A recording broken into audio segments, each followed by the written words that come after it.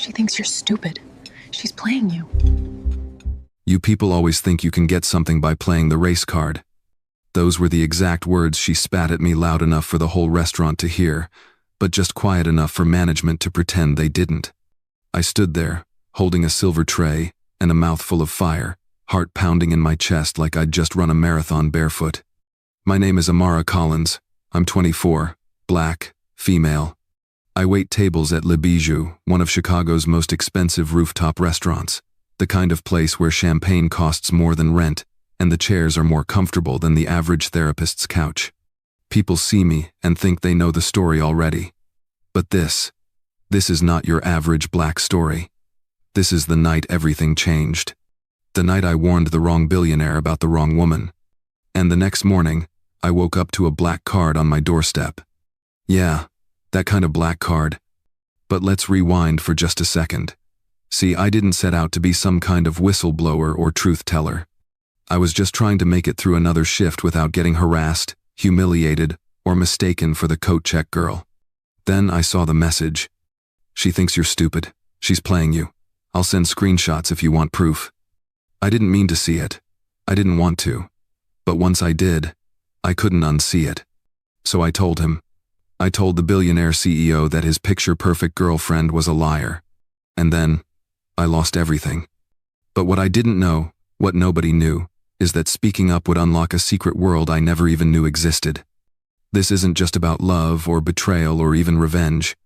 It's about power, truth, and the price of integrity when you're the last person they expect to stand up. If you've ever been underestimated, stereotyped, or silenced, stick around. Because this story, my story, might just feel like your own. Let me show you what happened next. My name is Amara Collins, and if you ask anyone who's ever worked double shifts while studying for exams, they'll tell you life doesn't hand out mercy. I was born on the south side of Chicago, raised in a one-bedroom apartment that shook every time the L train passed by. My mom worked nights at a nursing home and still found time to braid my hair before school. She used to tell me, "Your mind is your ticket, baby. But you better learn how to walk through the storm before you ride first class."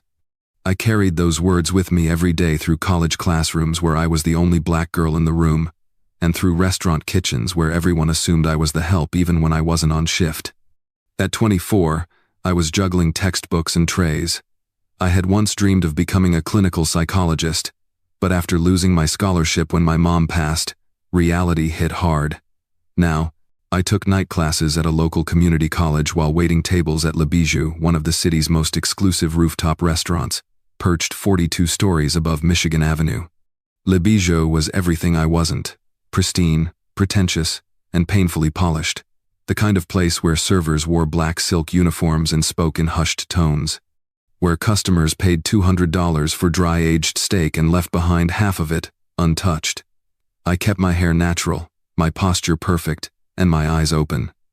Because while most of the staff were busy surviving their shift, I was studying human behavior in real time. It was at Le Bijou where I first saw Lennox Carver. He wasn't just another rich guy. He had a presence, quiet, measured. There was a stillness about him, like a man who didn't need to raise his voice to be heard. The whispers among the staff said he was worth over $9 billion, CEO of Titan X Tech, built an empire from scratch, gave speeches about innovation and equality, but never showed up on Instagram. And then there was Madeline Voss. She walked in like she owned the sky. Blonde, sharp jawline, eyes that didn't blink unless it was rehearsed. The kind of woman who never touched the breadbasket but still asked for lemon water with 2 cubes of ice. They sat at table 12 that night, picture perfect, powerful, poised. But beneath all that polish, something didn't feel right. And me? I was about to learn just how dangerous the truth can be, especially when it's coming from someone they're not used to hearing. It started with a phone screen that lit up at the wrong moment. Madeline was mid-sentence, sipping a martini and talking about some gala in New York, when her phone vibrated. She glanced at it quickly, then tilted it just slightly, assuming no one would notice. But I did. I always notice. That's what happens when you've spent years reading people's moods before they speak for your safety, for your survival. The message flashed for only a second. But that second changed everything. Transfer confirmed. He still doesn't suspect a thing. Bali next week. I froze, standing just behind her with a tray of appetizers. My heart dropped into my stomach. I couldn't see who sent the message, but I didn't need to. The implication was loud and clear. This wasn't some casual text about a vacation. It sounded like a heist, a setup, like she was preparing to disappear with money that didn't belong to her. I didn't know what to do. It wasn't my business. I was just the waitress. Invisible. Replaceable. But I couldn't unsee it. I went back to the kitchen and tried to shake it off. My hands were trembling. My chest felt tight. I kept hearing my mama's voice in my head the night she found out Dad had drained her bank account and left without a word. She cried for hours. I was only 12, but I never forgot that sound. I knew that kind of betrayal. And I knew Lennox didn't deserve it. But who was I to say something? A black waitress interrupting a billionaire's dinner to tell him his girlfriend might be robbing him. It sounded like a headline waiting to be mocked. Still, I couldn't ignore it. So I made a decision. When Madeline got up to take a phone call outside, I walked slowly toward the table, hands shaking but steady. Lennox was scrolling through his own phone, calm as ever. I leaned in just enough to speak without drawing attention. "Sir," I whispered, "I know this may sound crazy, and I might get fired for saying it, but I think your girlfriend is setting you up. I saw a message, something about a transfer. About Bali. If I'm wrong, I'm sorry, but if I'm right, please be careful." He didn't say a word, didn't even look at me. I turned and walked away, already preparing for the worst. I had no idea that warning would change my entire life. The moment I stepped away from table 12, I knew I'd crossed a line I couldn't uncross. For the rest of the shift, I moved like I was walking on cracked glass. Every time the manager passed by, I braced myself. Every glance from another server felt like a warning. I kept replaying what I said to Lennox in my head, trying to hear it from his perspective. Maybe I came off unprofessional. Maybe I sounded like I was jealous. Or worse, maybe I'd just thrown my future away on a hunch. But the truth? I would have done it again. Madeline came back to the table 10 minutes later, laughing into her phone. She looked at Lennox, blew him a kiss, then whispered something into his ear. He nodded, but his face didn't change. Not 1 inch. He just sipped his wine and kept that same, unreadable calm. It was like trying to read a closed book. I thought maybe, just maybe, he heard me. Maybe I didn't just risk everything for nothing. That hope didn't last long. Right as I was clocking out, my manager Richard pulled me aside near the coat check. "Amara," he said, arms crossed, tone ice cold. "We've received a complaint from a guest at table 12. You were inappropriate, unprofessional, out of line." I tried to explain, tried to tell him what I saw, but he cut me off before I could finish my first sentence. "You people always think you can stir up drama and get sympathy. This is not that kind of place. We have standards." Those words "you people" hung in the air like smoke. I'd heard them before, dressed in different outfits, whispered in boardrooms, woven into rejection emails. But tonight, they hit like a slap. "I'm gonna have to let you go," he said flatly. "Turn in your apron." No warning, no write-up, just gone. I walked out into the night with tears in my eyes and $23 in tips. No job, no backup plan, and no clue what would happen next. It hurt, not just because I lost my income. It hurt because I spoke up, did the right thing, and it didn't matter. At least, that's what I thought. But the next morning, everything changed. The next morning, I woke up to the sound of a delivery truck pulling away from the curb. At first, I didn't think anything of it. My body still ached from the tension of the night before. I had barely slept, replaying every second of what happened. Losing my job, the humiliation. That look Madeline gave me, smug, satisfied, like I was exactly what she expected me to be, disposable. I pulled on an old hoodie and stepped out onto the front porch of my apartment building. It was a quiet street on the west side, where sirens and church bells were the soundtrack of everyday life. That morning, though, it was silent. Still. And sitting on the top step was a box. Matte black. No label, no logo, no note. Just there. I looked around, half expecting someone to jump out with a camera crew. But the street was empty. I carried it inside carefully, heart racing. It wasn't heavy, but it felt important, like whatever was inside had weight beyond pounds and ounces. I sat down at my tiny kitchen table and opened the lid. Inside was a sleek black envelope, tucked inside a layer of velvet lining, and beneath it, a card, heavy, cold to the touch, titanium, jet black. My name was engraved on the front, Amara Collins. It wasn't a gift card, it wasn't a prank. It was a black card. A real one. Issued by a bank I had only ever heard about in headlines. The kind of card with no limit, no fees, no rejections. Tucked inside the envelope was a single note, handwritten on thick cream paper. You were right. You were brave. Let's see what else you can do. Use it wisely. No signature. No instructions. Just that. I stared at the card, then the note, then back at the card. I didn't know what this meant. I didn't know if it was a test, a gift, or a setup. But I knew one thing for sure: someone had heard me. Someone powerful. Someone who didn't just believe what I said, but was watching. And for the first time in a long time, I felt something I hadn't felt in years. Seen. The kind of scene that couldn't be ignored. And this card? It wasn't just a symbol. It was a door. And it had just been opened. I didn't touch the card for the rest of the day. It sat there on the counter, heavy like it had a heartbeat of its own. I stared at it between bites of toast and sips of lukewarm coffee, waiting for a knock on the door, a phone call, a text, something to tell me what came next. Nothing came. Until night fell. At exactly 8 p.m., my phone buzzed. It was a number I didn't recognize. No caller ID. Just a message. Check your mailbox, box 412, code 6149. That was it. I threw on a coat and walked 2 blocks to the UPS store that had after-hours lockers. Sure enough, box 412 was blinking. I typed in the code, and the door popped open. Inside was a small black satchel.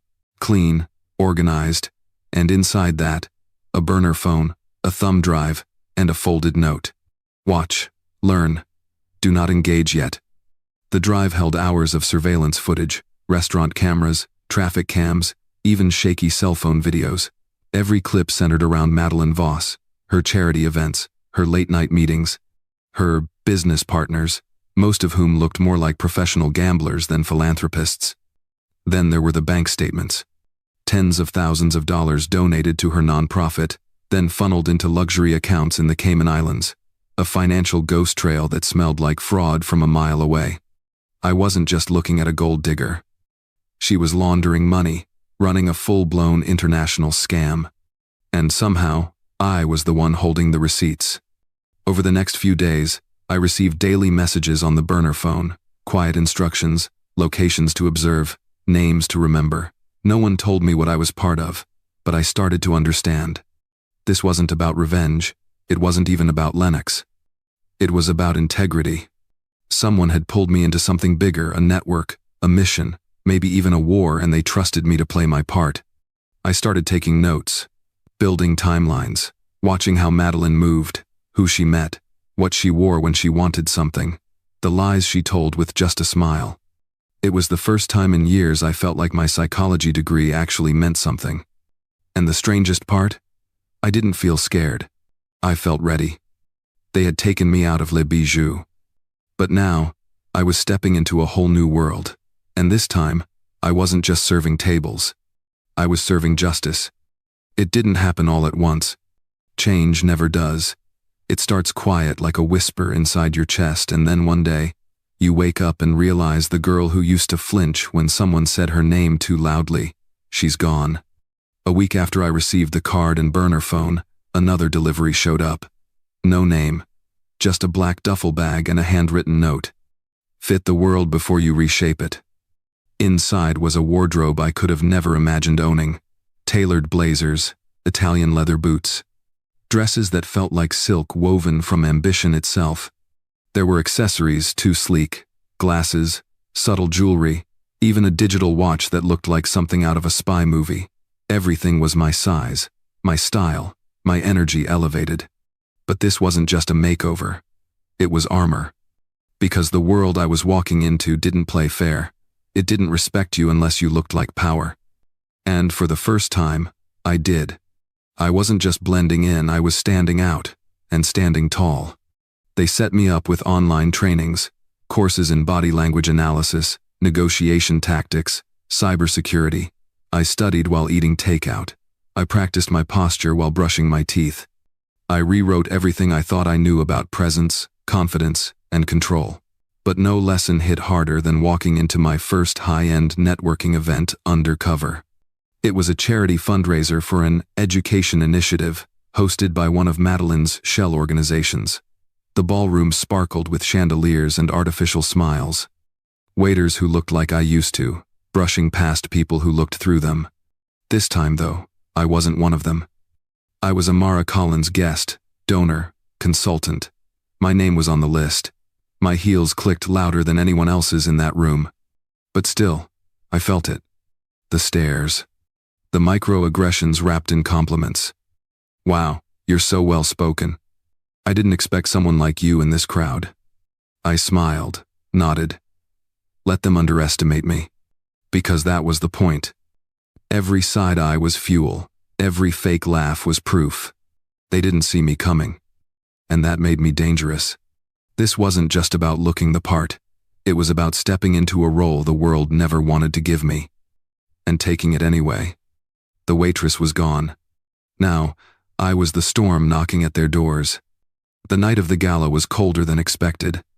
Downtown Chicago sparkled like a snow globe, everything polished, bright, and a little too perfect. The event was hosted at the Adler Pavilion, a private venue overlooking Lake Michigan, where glass walls made the skyline look like part of the decor. Inside, money floated through the air like perfume. Diamond earrings caught the light. Tuxedos hugged the backs of men with too many secrets. Waiters carried trays of oysters and gold-dusted macarons. Every detail screamed wealth, but I wasn't here to be impressed. I was here to end a lie. The gala was a front, a so-called fundraiser for global education, organized by one of Madeline Voss's nonprofit shells. The perfect cover for laundering 7 figures of dirty money while collecting clout for her philanthropy. But this time, she wasn't getting away with it. I wore a deep navy gown, clean lines, understated power. My curls were pulled into a sleek bun, and a simple necklace shimmered at my collarbone. I looked like I belonged. More than that, I looked like I owned the place. Lennox Carver was already there, quiet, calculated, standing near the bar with a glass of scotch and a face carved from stone. We hadn't spoken since the night I warned him. Not a word. But the way he nodded at me across the room told me everything I needed to know. He was ready. Madeline took the stage just before dessert was served. Clad in a silver gown that glimmered like ice, she smiled that camera-ready smile and spoke with the ease of someone who thought she had already won. "We're proud to announce a donation of $1 million tonight," she said, voice smooth as glass, "to fund literacy programs for underserved communities around the globe." Polite applause followed. Then silence. Because Lennox stepped forward. He didn't raise his voice. He didn't need to. "Before we celebrate," he said, "we should ask where exactly is that $1 million coming from?" He turned toward the screen behind the stage. With one click, the projector lit up, revealing transfer records, offshore accounts, and photos, all tied to Madeline. My heart thudded in my chest. Cameras flashed. Guests gasped. Madeline's smile cracked. Security closed in. She didn't even run. She just stood there, frozen, as her empire unraveled. And me? I stood in the crowd, calm as ever. Because the girl they underestimated had just helped take down the queen. And the whole room knew it. The fallout was immediate. By the next morning, my face was everywhere. Not Madeline's, not Lennox's. Mine. Photos of me standing in the crowd at the gala, frozen mid-smile. Eyes steady, were splashed across gossip blogs, news outlets, and social media feeds like wildfire. At first, it was subtle. Mysterious woman behind CEO scandal. Who is the black woman seen with Lennox Carver? But within hours, it turned nasty.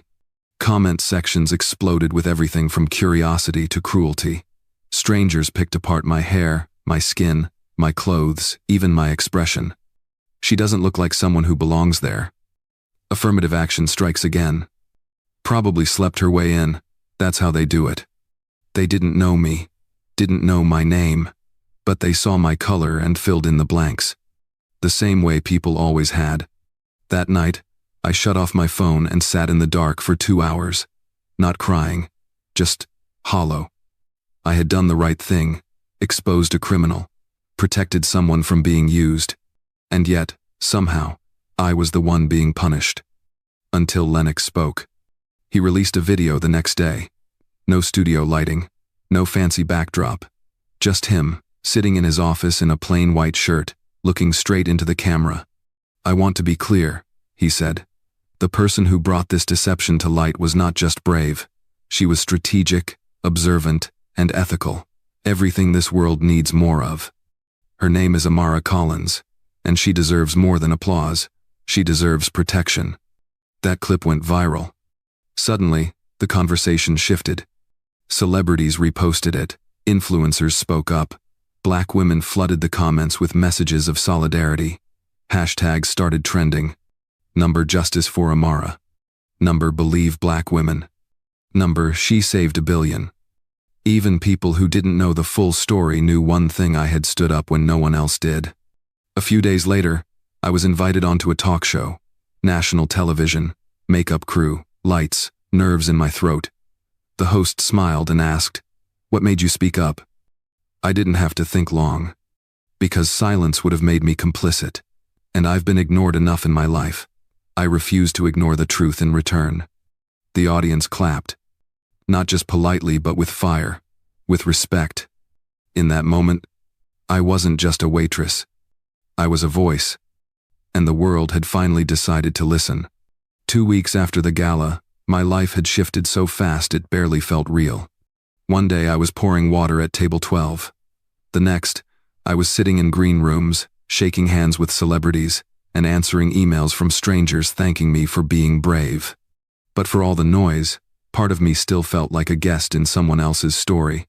That changed the moment I got the call. It wasn't from an assistant. It wasn't scheduled through a PR firm. It was Lennox. Direct. "Can you come to the office?" he asked.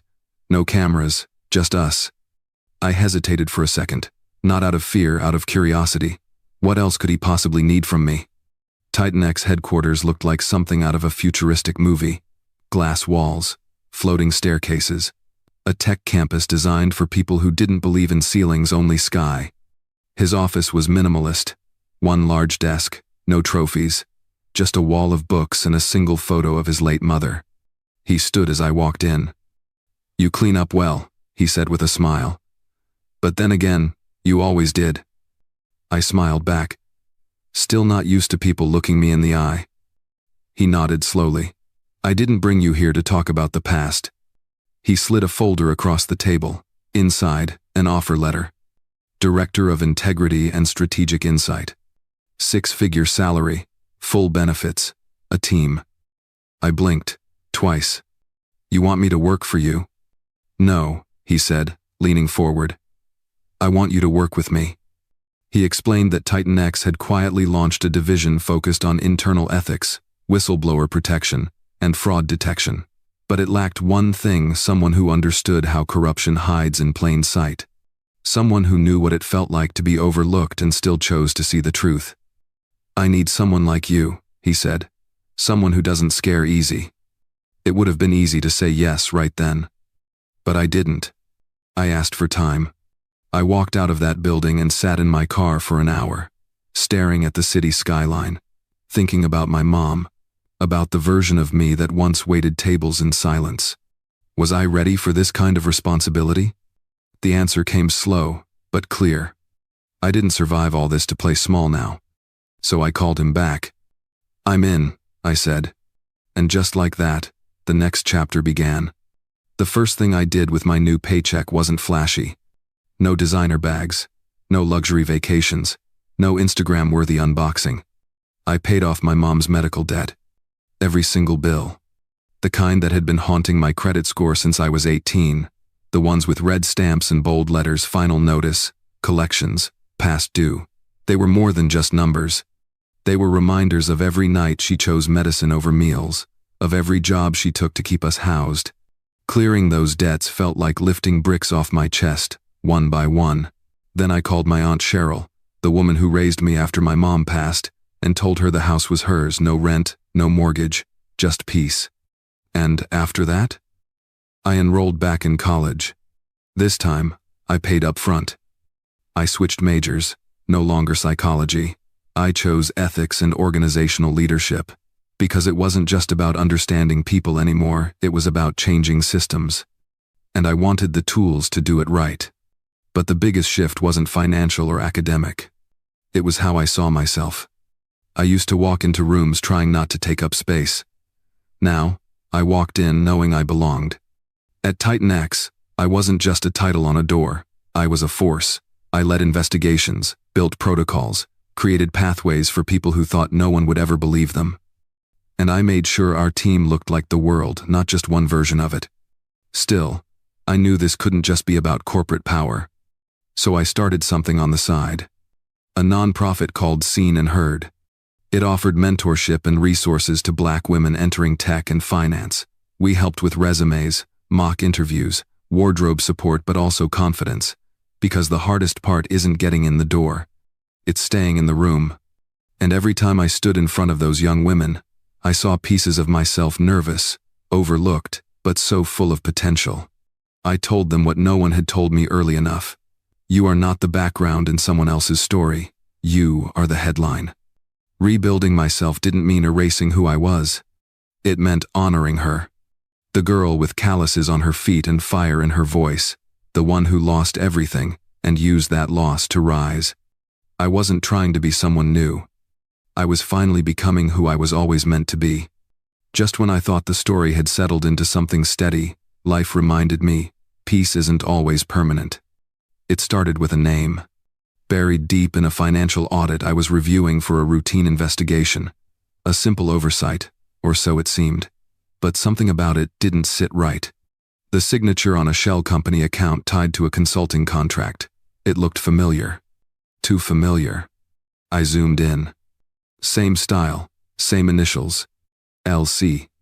Lennox Carver. At first, I told myself it had to be a coincidence. Maybe someone forged his name. Maybe it was a different L, C, entirely. But the deeper I dug, the harder it was to deny. Wire transfers traced back to projects no one in the company could explain. Contracts signed during weekends, filed through offshore entities. Quiet, subtle, but intentional. It didn't scream theft. It whispered cover-up. I didn't sleep that night. Not because I was afraid of what I'd found, but because I didn't know what to do with it. This was the man who changed my life, who believed in me when no one else would, who gave me power, a platform, and purpose. But what if I was just part of the performance? What if I was the face of integrity while he pulled strings in the dark? The next morning, I stood outside his office for a full 10 minutes before knocking. He looked up, calm as always. Something on your mind? I held the folder in my hand like it weighed 1,000 pounds. I found something, I said, and I need to ask. Is it what I think it is? He didn't blink. He didn't deny it. He simply said, some truths aren't black and white, Amara. They're gray. And sometimes, to fix a broken system, you have to learn how to bend it. That's when I realized this wasn't the end of my story. It was the beginning of another choice. Was I here to play the game, or change it? I walked out of his office without saying a word, heart heavy, mind racing. Maybe he was still the man I thought he was. Or maybe he never was. All I knew for sure was this: the truth isn't always clean. And power, real power, comes with a price. I had a decision to make. And next time, I wouldn't just be holding someone else accountable. I'd be watching everyone, including the ones who gave me a seat at the table. Because even saviors need to be checked. Especially the ones who look like heroes. Looking back, I used to think life was a ladder, one you climb if you just work hard enough, play nice enough, stay quiet long enough. But it's not. Life is more like a storm, and you're not always meant to climb through it. Sometimes, you become it. I started this journey as a waitress, invisible, overlooked, talked down to, judged for the color of my skin before I ever opened my mouth. But somewhere along the way, through betrayal, exposure, truth, and transformation, I found something bigger than success. I found my voice. And more importantly, I found the power that comes with using it not for attention, but for impact. Not for applause, but for integrity. I learned that doing the right thing won't always come with rewards. Sometimes it'll cost you friends, comfort, even your career. But if it costs you your silence, it's always worth it. The world doesn't change because perfect people show up. It changes when real people decide to stop shrinking.